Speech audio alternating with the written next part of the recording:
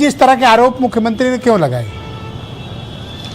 देखिए, ये एक सियासी आरोप है और ये वोट बैंक का एक अपना अपना सबका तरीका है साधने का।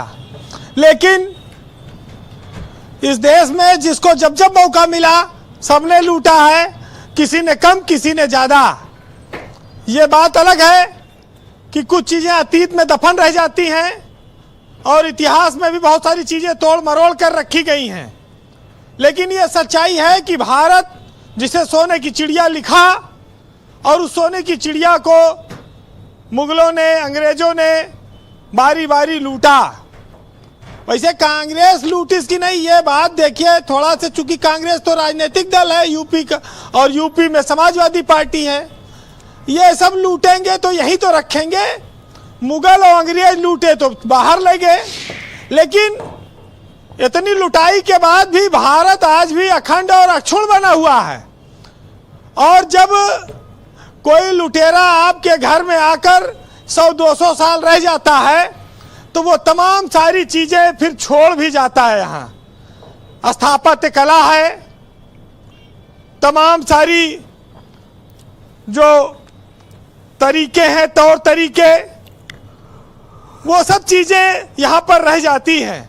चाहे उसमें खान पान हो, परंपराएं हो, तमाम चीजें रह जाती। वही सब चीजें आज भी आपको देखने को मिलेंगी, अंग्रेजों की भी और मुगलों की भी। अब उनका तिरस्कार हो या उनका उपयोग हो, यह सरकारों पर निर्भर करता है जो अलग अलग समय पर रहती हैं।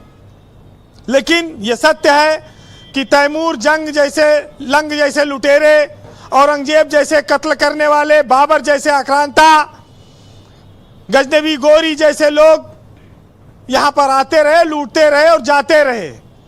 भारत को अंग्रेजों ने भी खूब लूटा, हीरा जवाहरात, सोना चांदी, तमाम सारी चीजें लूट कर ले गए, इस देश को कंगाल करते रहे। लेकिन हर बार भारत नए रूप में खड़ा हुआ और आज़ादी के बाद भारत को नवयुग जो शुरू हुआ उसमें तमाम सारे बांध बनाए गए, तमाम सारे उद्योग लगाए गए जो भारत की पहचान बने। तो तमाम झंझावतों और लूटपाट के बावजूद भी ये देश खड़ा हुआ और निरंतर आगे बढ़ रहा है।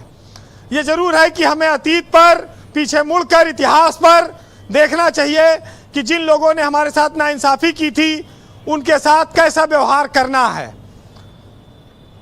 मुख्यमंत्री ने मुगलों और अंग्रेजों वाली बात जो कही उसमें तो सही था मामला, लेकिन मामला तब बिगड़ जाता है जब राजनीतिक दलों पर आ जाता है।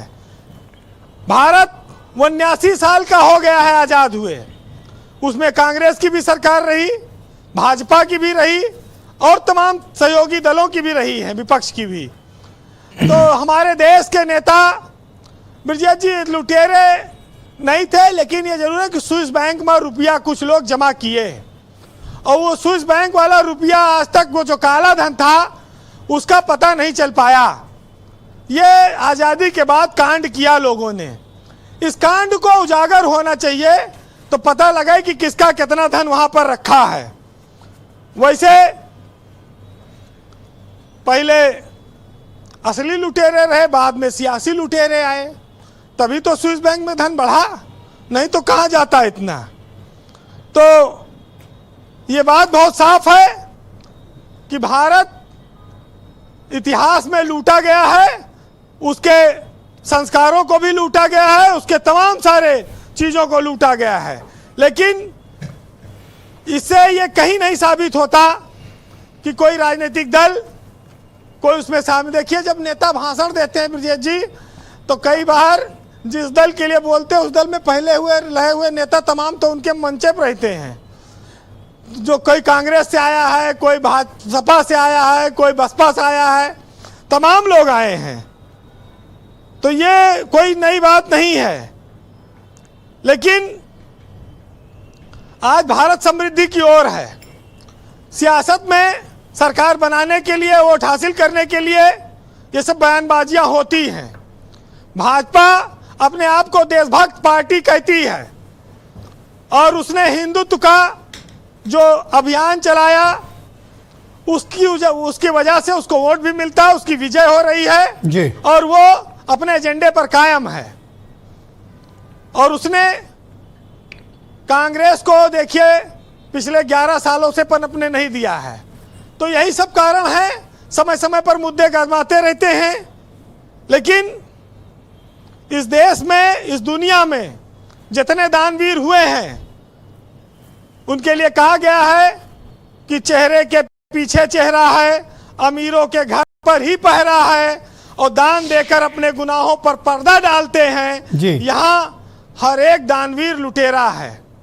तो ऐसा हुआ है, ये कोई नई बात नहीं है, लेकिन आज के दौर में लूटपाट करने का हक किसको किसको है, ये आप 4 लाइनें सुनिएगा कि तुमहू लूटो हमहू लूटी, लूटे के आजादी बा, और सबसे ज्यादा वही लूटी जकरे तन पर खादी बा। जी बहुत शुक्रिया, बहुत धन्यवाद बीरेन जी, बहुत शुक्रिया, आपने 3 लाइनों में ही सब कुछ बात कह दी। बहुत धन्यवाद बहनों भाइयों।